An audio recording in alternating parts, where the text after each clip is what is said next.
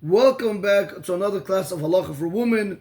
We are continuing in the sefer called Otzar Dinim in Halacha Aleph in a new chapter, chapter 4.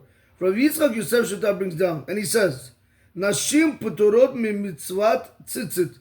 Women are exempt from the mitzvah of tzitzit. Meaning to say, a woman is not obligated to wear the four-cornered garment where you have the strings hanging on it. Kichol mitzvot aseh shazman grama.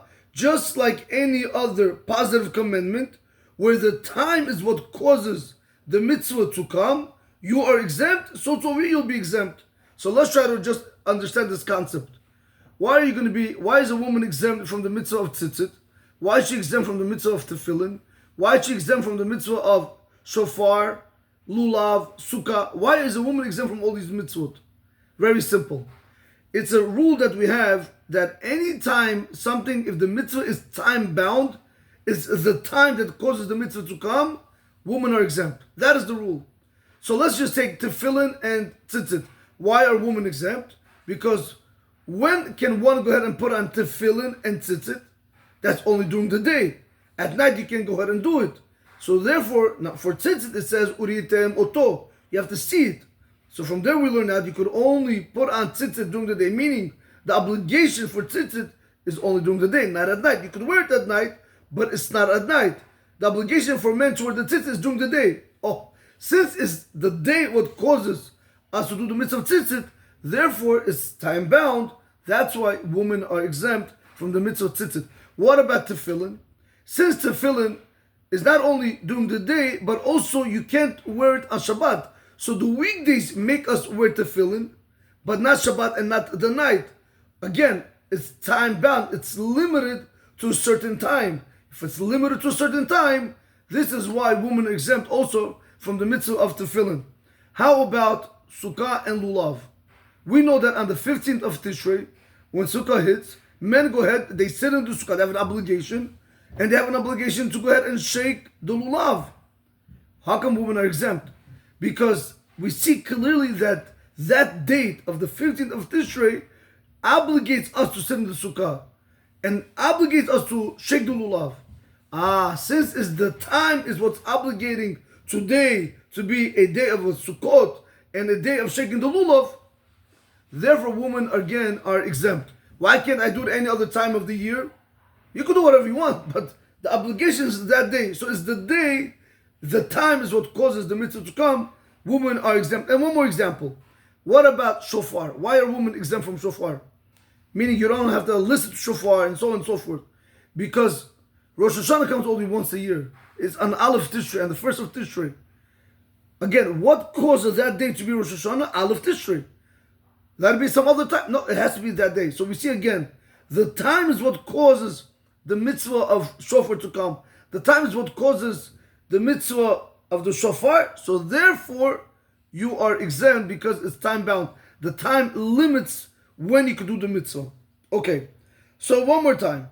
Nashim piturot mi mitzvot tzitzit. Women are exempt from the mitzvah of tzitzit. Kichol mitzvot aseh shazman grama.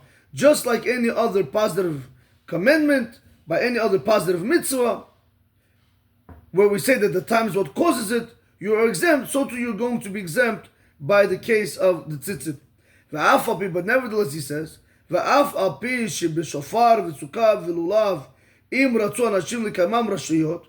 nevertheless, even though they are exempt from positive mitzvot, where it's time bound, where the time limits us to do it, nevertheless, he says, when it comes to the shofar and sukkah and lulav, if a woman wants to go ahead and do it, she's allowed to go ahead and fulfill it.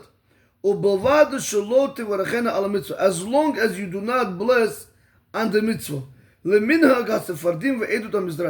According to the Sephardim, a woman wants to sit in the sukkah, let her sit in the sukkah, but she cannot bless the mitzvah of the shev b'sukkah. She wants to shake the lulav, let her go ahead shake the lulav. But she's not allowed to go ahead and say the blessing on the lulav. She wants to blow the shofar, good, let her blow. She wants to fulfill the mitzvah of blowing the shofar, let her blow it. But let her not say the bracha on the blowing of the shofar, and all this is according to the Sephardic minhag custom. And you don't have over here that terminology When we say that anytime you are exempt from something and you do it, you called a regular person. It's a language in a degrading way. We're not going to call it on the woman. Mikol makom, nevertheless, b'mitzvot tzitzit, by the mitzvah of tzitzit, אין להם לחייב את עצמם ולהתעטף בציצית אפילו בלי ברכה שהדבר נראה כגאווה. But nevertheless, when it comes to the mitzvah of tzitzit, a woman shouldn't obligate herself to go ahead and wrap herself in the tzitzit, even without a bracha. Why? Because it looks like ga'ava, it looks like haughtiness, it looks like she's being prideful. ויש אומרים, and there are those that want to say, שיש בזה גם חשש משום לא יקל גבר על אישה. Another problem some rabbis want to learn, you have over here the concern that we know the rule in the Torah that a woman shouldn't wear a men's clothing. So they want to say that if a woman's going to wear men's clothing, she might be doing the prohibition of chas v'shalom wearing a men's clothing. Even though halachically we're not going to tell you this prohibition that a woman is wearing a men's clothing, nevertheless, it's correct to stay away from this. Even according to the secret, women have no connection with this mitzvah.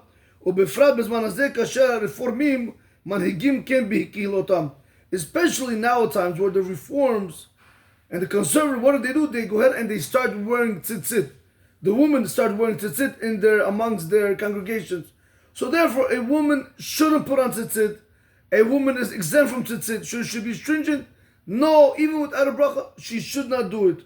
Why? Like we mentioned all the reasons before, Rabotai, she has no connection with tzitzit. She should stay away from it. And plus, we have a lot of people that are reformed that are doing it. That's going to cause a problem.